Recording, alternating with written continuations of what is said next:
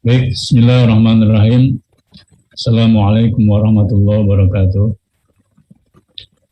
Alhamdulilladzi amarna bittaqwa wa nahana 'anil hawa. Asyhadu an la ilaha illallah wa la syarika lahu wa asyhadu anna Muhammadan 'abduhu wa rasuluhu la nabiyya ba'da. Allahumma shalli wa sallim wa barik ala sayyidina Muhammad wa ala sayyidina Muhammad amma ba'd. Mukarramun wa muhtaramun, para pemirsa yang Allah muliakan, para pendengar ngaji subuh dimanapun menyaksikan acara ini. Pertama-tama kita panjatkan puja dan puji kehadirat Allah Subhanahu wa taala yang telah memberikan segala ragam nikmat kepada kita semuanya. Mudah-mudahan kita termasuk orang-orang senantiasa bisa mensyukuri semua karunia Allah dengan cara memanfaatkan semua apa yang tadi di jalan ketaatan kepada Allah dan bukan di jalan dosa dan kemaksiatan padanya. Amin. Salawat dan salam semoga dilimpahkan pada baginda Rasulullah SAW, pada keluarganya, dari kerabatnya, para sahabatnya, para tabiin, tabi'in, dan juga pada kita semuanya. Tentu kita berharap di akhirat nanti mendapatkan syafaat Rasulullah di yaumil akhir nanti. Amin ya rabbal alamin. Saudaraku yang memuliakan, sebagaimana tadi disampaikan, insyaallah pada pagi ini kita sedikit sharing. Ini juga menjadi pelajaran bagi saya pribadi, bagaimana kita meneladani kegigihan para ulama generasi salafus saleh dalam meraih ilmu, ya, dalam mencari ilmu. Sebelum itu, sekedar sebagai bahan tazkirah mengingatkan kembali, karena kalau kita baca dalam sebuah kitab tentang ta'lim ya, bahwa di antara karakter dari kita mencari ilmu adalah tikror ya, jadi mengulang-ulang. Sehingga bagi para pecinta ilmu tentu ketika satu pelajaran diulang-ulang tentu tidak akan pernah membosankan. Saya ingin kembali dalam sebuah hadis Rasulullah SAW yang sebenarnya banyak sekali terkait dengan keutamaan mencari ilmu ya. Misalnya dalam hadis riwayat Ibnu Hibban, Rasulullah bersabda ya, man salaka tariqan yatlubu fi ilman salakallahu bihi tariqan min turuqil jannah ya. Jadi kata Nabi, siapa saja menempuh jalan mencari ilmu, maka Allah akan memberikan kemudahan membuka jalan, satu jalan itu jalan ke surga. Kemudian dikatakan wal malaikatu tadu ajnihataha riddan li talibil ilmi. Jadi malaikat itu membentangkan sayapnya kepada para pencari ilmu karena ridho pada mereka. Dan yang luar biasa dikatakan oleh Nabi, wa innal alam yastaghfiru wa innal alim ya yastaghfiru lahu man fis samawati wa man fil ard wal haitan fil ma. Jadi seorang alim itu maka akan dimintakan ampunan untuk dirinya ya oleh makhluk yang ada di langit dan di bumi, bahkan termasuk ikan-ikan di dalam air. Kita bisa bayangkan ya, ikan di dalam air ya, berapa miliar, berapa triliun mungkin ya, yang kemudian itu mendoakan orang yang menjadi alim ya. Nah kemudian dalam hadis yang lain dikatakan fa inna talabal ilmi faidatun ala kulli muslim. Ini dalam Musnad Imam Syafi'i di antara yang dimuat ya, hadis ini bahwa sesungguhnya mencari ilmu adalah kewajiban bagi setiap muslim ya. Karena wajib tentu ketika ditinggalkan itu akan menjadi dosa bagi setiap muslim karena ini fardhu ain ya. Kemudian yang menarik disebutkan dalam Al-Jami' As-Shaghir oleh Imam As-Suyuti ya. Qala Rasulullah ya, idza ja'a al-maut li talibil ilmi wa huwa ala hadil hala mata wa huwa syahid. Ya. Jadi kata Nabi bahwa jika datang kematian pada seorang pencari ilmu ya, sementara dia sedang mencari ilmu, maka dia akan mati dalam keadaan mati syahid. Luar biasa ya. Jadi ternyata ada pahala yang disamakan dengan orang mati syahid, yaitu ketika orang diwafatkan di majelis ilmu. Kemudian di dalam hadis yang lain yang juga dikutip ya di dalam kitab Targhib wa Tarhib ya Imam Al-Muziri, qala Rasulullah SAW, man ta'allama baban min al-ilmi liyu'alliman nas wa yasawa sittina siddiqan. Jadi barang siapa yang pelajari satu bab ilmu ya, untuk diajarkan kepada manusia, maka dia akan diberikan pahala ya sebanyak sebesar pahala yang diberikan kepada 60 siddiqin. Ya kalau kita baca kembali tentu akan sangat banyak ya keutamaan dan mencari ilmu, dan barangkali itulah yang menjadikan bagaimana para ulama terdahulu ya begitu semangat, begitu gigih ya, dalam mencari ilmu karena keutamaan yang luar biasa ya di dalam mencari ilmu. Yang terakhir mungkin ya di sekian banyak hadis Nabi ya. Yang terakhir ini saya kutip dalam hadis riwayat Al-Baihaqi dan Ad-Darqutni ya, di mana ini dari Abu Hurairah beliau mengatakan ma ubidallahu bi syai'in afdal min fiqhi fiddin ya. Jadi ternyata kata Nabi, tidaklah Allah disembah dengan sesuatu yang lebih utama daripada kepahaman terhadap agama ya. Jadi paham agama itu adalah ibadah terbaik bagi seorang muslim. Sehingga konsekuensinya bertafakuh fiddin tentunya adalah juga kegiatan aktivitas amal yang juga utama itu ya. Ya, maka di sini kita ingin melihat, ingin mengorek kembali bagaimana sebetulnya para ulama terdahulu dalam kegigihan mereka mencari ilmu ya. Pertama kalau kita lihat ya nah di sini misalnya ya kita langsung saja kepada Imam Al-Ghazali ya, salah satu contoh ya. Imam Al-Ghazali ini kan disebut sebagai Hujatul Islam ya. Jadi kenapa beliau disebut Hujatul Islam? Karena kapasitas beliau sebagai ulama yang multidisiplin ya. Beliau seorang pakar usuluddin ya, beliau seorang ahli filsafat karena beliau pernah menjalani filsafat. Beliau juga sebetulnya ada seorang ulama, seorang mujtahid ya. Termasuk beliau mengarang sebuah kitab ya Al-Mustasfa itu dalam bidang usul fikih. Nah, beliau ternyata itu mengarang tidak kurang dari 100 judul kitab ya. Dan kita dalam banyak riwayat, jadi beliau ini memang sejak kecil ya itu telah bergelut dalam keilmuan ya. Jadi diceritakan dalam sebuah catatan biografi beliau bahwa ketika seusia beliau anak-anak ya masih senang bermain, justru kemudian beliau banyak bergelut dengan buku-buku atau kitab-kitab ya.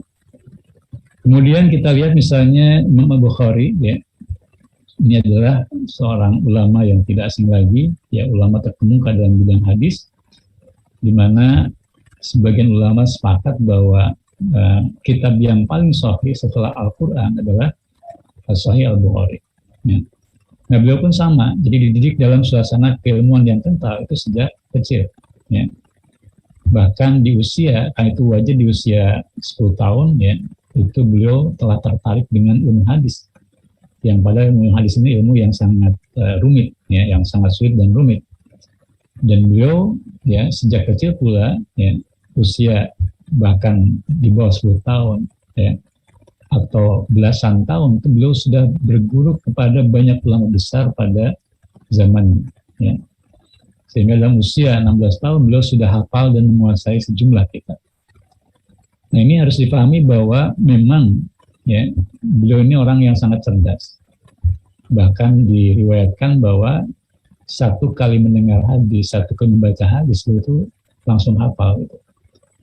Tetapi sebetulnya kehebatan beliau itu bukan karena kecerdasan, semata-mata karena kecerdasan beliau. Ya. Tapi sebagaimana pernah ditulis oleh Syekh Ain Al-Qarni, ya.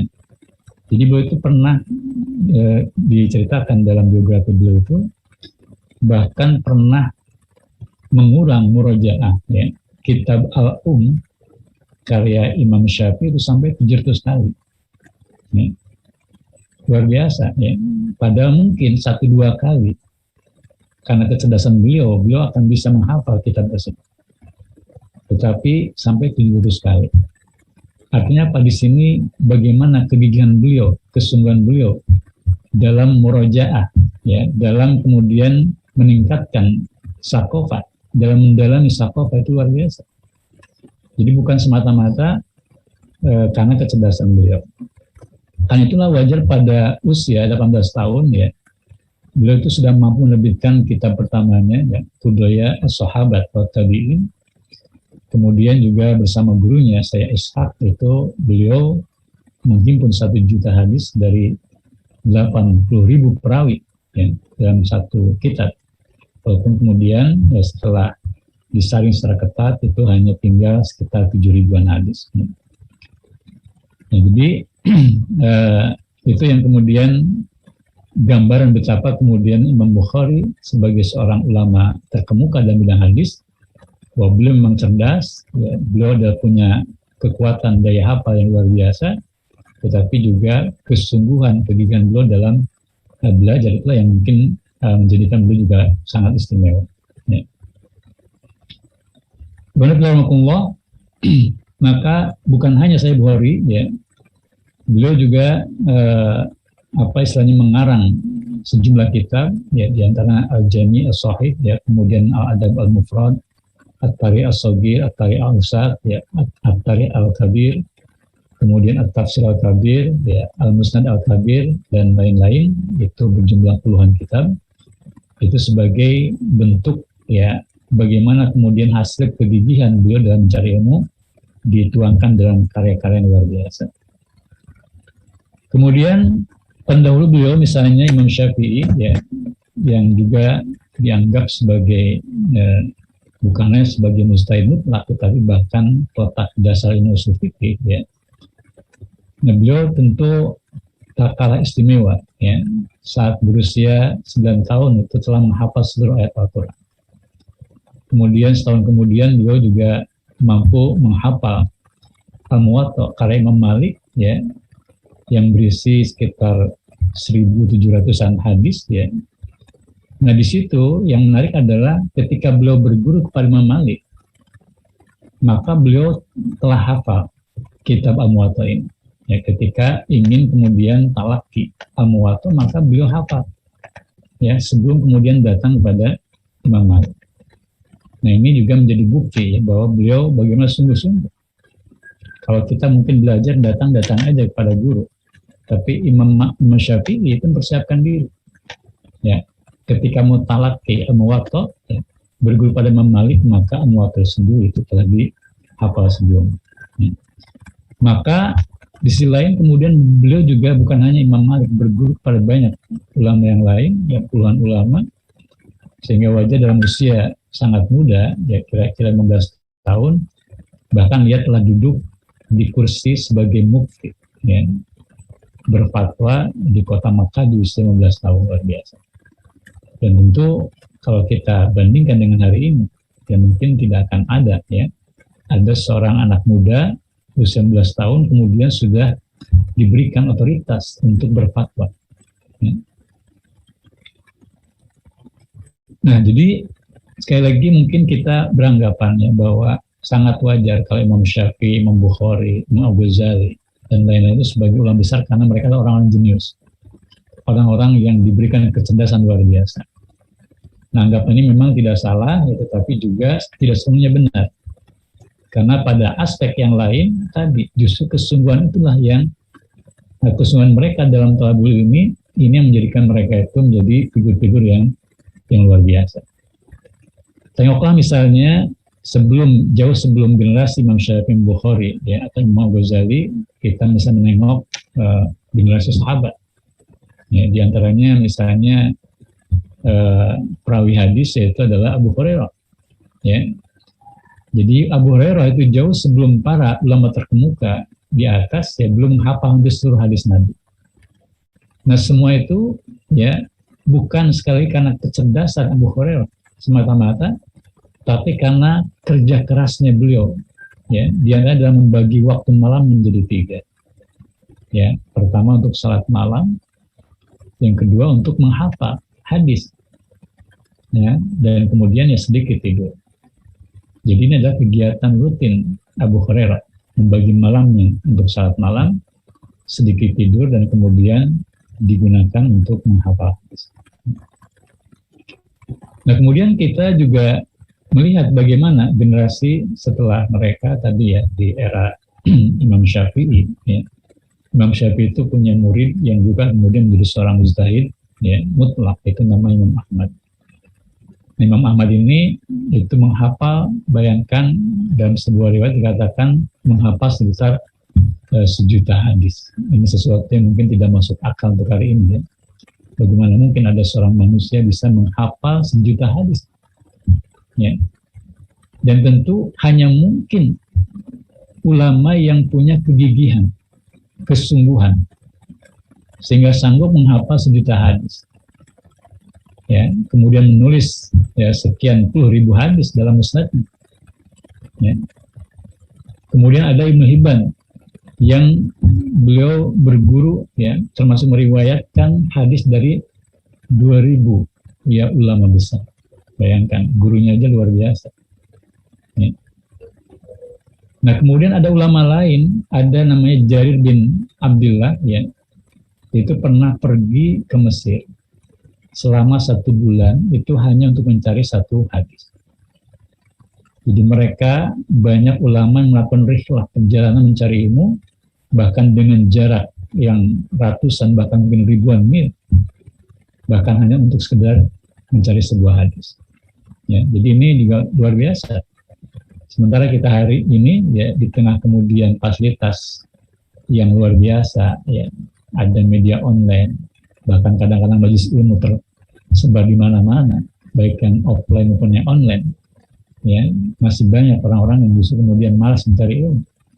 Sementara ulama dulu di tengah keterbatasan fasilitas, di tengah kemudian jarak ulama yang sangat jauh, mereka sanggup ya untuk kemudian mendatangi para ulama. Bahkan ceritakan Imam Ahmad bin Hanbal, ya, itu dalam 1 hari itu bisa mengunjungi 12 ulama, ya, untuk belajar ilmu. Ya, 1 hari luar biasa. Dan mungkin bagi kita juga ini belum masuk akal gimana bagi waktunya, tapi itu terjadi. Ya, 1 hari bisa puluhan ulama dikunjungi untuk belajar ilmu. Ya. Bismillahirrahmanirrahim. Tentu sangat banyak ya ulama seperti Imam Ja'far as-Shadiq, ya. Beliau juga berguru pada para sahabat yang berumur panjang, ya. Di antaranya seperti Sa'ad bin Sa'id as-Sa'idi, Anas bin Malik, termasuk berguru pada sejumlah tabi'in yang jumlahnya puluhan. Ya. Maka ya kita bisa melihat bagaimana ulama itu ya tidak hanya menguasai satu disiplin ilmu, karena mereka ini wajar mereka menguasai bahkan seluruh bidang ilmu.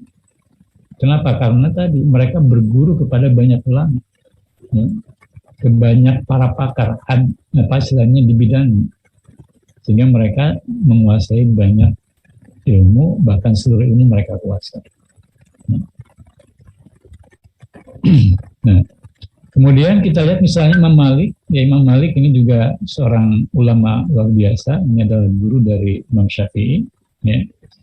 Jadi beliau ini bahkan ya sama ya, sejak kecil beliau ini juga sudah banyak menghafal hadis. Ya. Jadi sehingga di usia 17 tahun ya, itu beliau sudah kemudian diberikan kewenangan untuk mengajar di Masjid Nabawi. Dan ketika kemudian beliau pernah berkata kata-kata yang menarik, ya. Jadi kata beliau dalam kitab Al-Madarik, ya, disebutkan, jadi tidaklah saya berfatwa kecuali disaksikan oleh 70 masyaikh dari kalangan para ulama, memang bahwa saya itu berhak untuk itu. Artinya apa di sini? Beliau ya ketika berfatwa itu artinya sudah disaksikan, sudah kemudian diberikan otoritas untuk memberikan fatwa oleh 70 masyayikh. Maka Imam Syafi'i berkomentar ya tentang gurunya ini, kata beliau ya bahwa jika para ulama disebutkan, maka Imam Malik adalah bintang atau pakarnya. Maka siapa saja menginginkan hadis sahih hendaknya menemui Imam Malik, kata Imam Syafi'i. Kemudian Ahmad bin Hanbal juga berkomentar dalam kitab Al-Madarik bahwa Imam Malik adalah imam dalam ilmu hadis dan fikih. Ya. Kemudian Al-Qadhi Iyad pun berkata bahwa Imam Malik adalah rujukan satu-satunya sejak bertahun-tahun ya yang lalu dalam banyak ilmu, itu terutama ilmu hadis dan ilmu fikih. Nah, di sini kita pun bisa menarik pelajaran dari satu kalimat atau kata-kata Imam Malik. Kenapa beliau bisa luar biasa menjadi seorang mujtahid? Ya, karena beliau tidak pernah yang namanya menyepelekan ilmu. Ini dalam sebuah riwayat yang juga ditulis dalam kitab Al-Madarik. Ya. Jadi beliau ini pernah ditanya oleh seseorang ya, yang mengatakan, ya, wahai Imam, jadi dia bertanya, ini kata penanya ini masalah sepele. Nah, mendengar itu Imam Malik marah itu dan berkata, bagaimana bisa dikatakan sepele? Kata beliau, ilmu itu tidak ada yang sepele. Ya. Jadi kata beliau, ilmu itu tidak ada yang sepele. Maka jangan sekali-kali kita menganggap sesuatu itu sepele terkait dengan ilmu. Ya. Karena ilmu itu adalah sesuatu yang besar, sesuatu yang agung. Dan ya beliau mengatakan, tidak akan kau mendengar firman Allah, yang artinya dalam surat Al-Muzammil ayat 5, sungguh kami akan menurunkan kepada kamu perkataan yang berat. Ya, jadi karena apa? Memang ini terkait dengan wahyu, ya. Dan wahyu itu adalah sumber ilmu. Maka ilmu apapun ya tentu tidak bisa dianggap sepele ketika itu berasal dari wahyu. Ya. Maka kata beliau lanjutannya adalah bahwa semua ilmu itu berat, khususnya yang akan ditanya pada hari kiamat. Nah, kemudian ya Imam Malik juga pernah berkata dengan kata-kata terkenal bahwa sesungguhnya ya ilmu ini adalah agama. Karena itu perhatikan dari siapa kalian mengambil agama kalian. Ya, itu dikutip dalam kitab Tahzib Al-Kamal. Itu Imam Malik. Kemudian ada ulama lain ya, misalnya Imam Lais bin Sa'ad. Ini adalah ulama yang juga sejaman Imam Malik, ya, yang oleh Imam Syafi'i bahkan saking pintarnya, saking cerdasnya, ini beliau dikata Imam Syafi'i itu lebih fakih daripada Imam Lais bin Sa'ad. Walaupun mungkin kalau kita dari sisi keterkenalan ya kita lebih familiar dengan Imam Malik dibandingkan dengan Imam Lais bin Sa'ad. Nah, beliau pun sama ya, sejak kecil ya. Jadi beliau itu sudah hafal Quran, ya, banyak menghafal hadis dan syair-syair Arab. Ya. Jadi dan beliau adalah orang yang banyak melakukan rihlah ilmiah, sehingga beliau kemudian disebut safar. Ya. Jadi safar itu artinya beliau banyak melakukan perjalanan. Ya, kebetulan beliau adalah seorang pedagang, jadi di tengah kemudian beliau rihlah berdagang, beliau juga mencari ilmu. Ya. Dan yang luar biasa, guru-guru beliau itu sangat luar biasa banyak. Jadi Al-Mizzi menyebutkan bahwa guru beliau itu sekitar ada 80 guru. Ya, bayangkan 80 guru. Ya. Kemudian beliau juga memiliki banyak murid yang terkemuka itu mencapai kira-kira 70 orang ulama. Ya. Jadi sebagian besar dari muridnya telah menjadi guru-guru ya, Imam Ahmad ya, seperti Ibnu Al-Mubarak, kemudian Ibnu Wahab. Ya. Sebagian itu menjadi guru-guru Imam Bukhari seperti Yahya bin Bukhair, ya. Yang lain menjadi guru Imam Muslim seperti Yahya bin Yahya At-Tamimi. Jadi ini juga luar biasa ya. Jadi Imam Lais ini hanya saja karena beliau memang tidak banyak melahirkan karya, artinya pemikirannya tidak terdokumentasikan dalam kitab-kitab, sehingga mazhab beliau itu tidak terabadikan sampai hari ini, walaupun pendapat-pendapat beliau itu dikutip dalam banyak kitab. Ya. Nah kemudian ya. Jadi kecermerangan Imam Lais bin Sa'ad sebagai salah seorang mujtahid mutlak, mujtahid besar di bidang fikih, itu juga diakui ya, misalnya oleh Ibnu Hajar Al-Asqalani. Jadi kata beliau, Imam Lais ini seorang faqih dan muhaddis, kenamaan yang hidup pada generasi di mana banyak ulama mengakui, memberikan penghormatan pada beliau. Ya. Bahkan kata Ibnu Hajar, ilmu para tabi'in yang berasal dari Mesir telah habis diserap oleh Imam Lais. Itu saking luar biasanya. Ya. Jadi saking rakusnya dalam tanda kutip Imam Lais bin Sa'ad sampai dikomentari oleh Ibnu Hajar. Jadi para ilmu para tabi'in yang berasal dari Mesir, ya, itu karena beliau berasal dari Mesir, itu tinggal di Mesir, ya, itu habis terserap oleh Imam Lais. Ya. Karena kepakihannya, itu bahkan diceritakan Imam Malik itu bahkan sering bertanya kepada Imam Lais bin Sa'ad. Ini yang tadi wajar kalau Imam Syafi'i berkomentar bahwa Imam Lais itu lebih fakih daripada Imam Imam Malik. Ya. Jadi itu diantaranya ya tentang Imam Lais. Kemudian ada Imam Waqi, ya, ini adalah salah seorang juga guru Imam Syafi'i. Ya. Jadi beliau ini juga seorang hafiz, ya, al-hafiz. Jadi kalau disebut al-hafiz dalam ilmu hadis, ya itu minimal ya hafaz 100.000, 200.000 hadis, gitu. Itu al-hafiz. Jadi kalau sekarang kan memang mengalami, walaupun ini bukan merendahkan, ya. Jadi kalau sekarang disebut al-hafiz itu hanya hafal Quran, belum tentu hafal hadis. Tetapi dalam konteks ilmu hadis itu al-hafiz itu adalah orang minimal hafal 100 atau 200.000 hadis. Nah, Imam Waqi ini adalah seorang yang juga bergelar al-hafiz, ya, dengan hafalan yang sangat kuat, ya. Jadi ini beliau adalah ulama dari Irak. Ya. Nah, di sini kata Imam Az-Zahabi di dalam, ya, juga ini dikutip di dalam kitab Al-Jarh wa Ta'dil, ya. Jadi beliau ini telah aktif menimba ilmu itu juga sejak dini, sejak anak-anak. Ya. Dan kemudian telah mulai mengajar hadis di usia 30 tahun. Tentu sangat muda, ya. Kemudian selama hampir 40 tahun, ya, beliau menjadi tujuan para pencari ilmu dari berbagai penjuru negeri, ya. Dan memang beliau ini seorang yang cerdas, seorang yang kuat dari hafalannya, ya. Jadi ini diceritakan dalam kitab Al-Jarh wa Ta'dil, jadi tentang kekuatan hafal Imam Waqi. Itu Imam Ishaq bin Rawahah berkata, ya, kata beliau, hafalanku dan hafalan Ibnu Mubarak berat dan betul-betul diupayakan dengan kerja keras, dengan kesungguhan. Ya. Adapun hafalan Imam Waqi adalah murni, di mana, ya, kata Imam Ishaq bin Rawahah, ya, satu kali berdiri Imam Waqi itu bisa menyampaikan 700 hadis. Itu hanya dengan mengandalkan hafalannya, luar biasa. Satu kali berdiri 700 hadis keluar. Ya. Ini juga menunjukkan bahwa beliau adalah seorang yang kuat dari hafalnya, tetapi yang lebih penting adalah tadi, beliau itu belajar ilmu sejak dini. Dan beliau adalah orang yang juga termasuk luar biasa dalam kesungguhan, ya, kegigihan dalam mencari ilmu.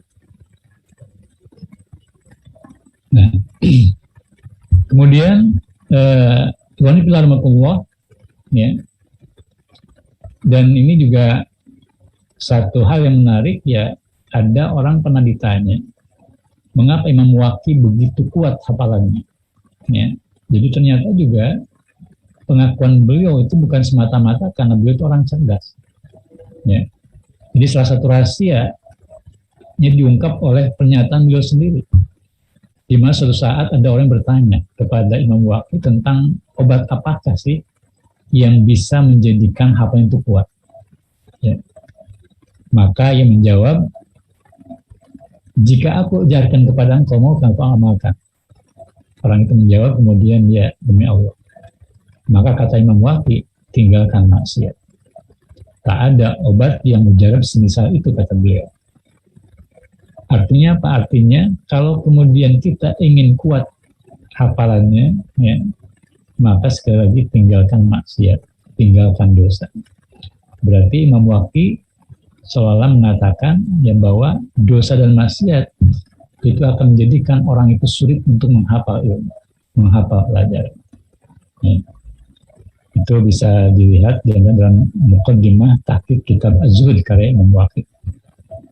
Jadi ternyata itu diantara kuncinya, di samping kegigihan kesungguhan adalah menjauhi dosa dan maksiat.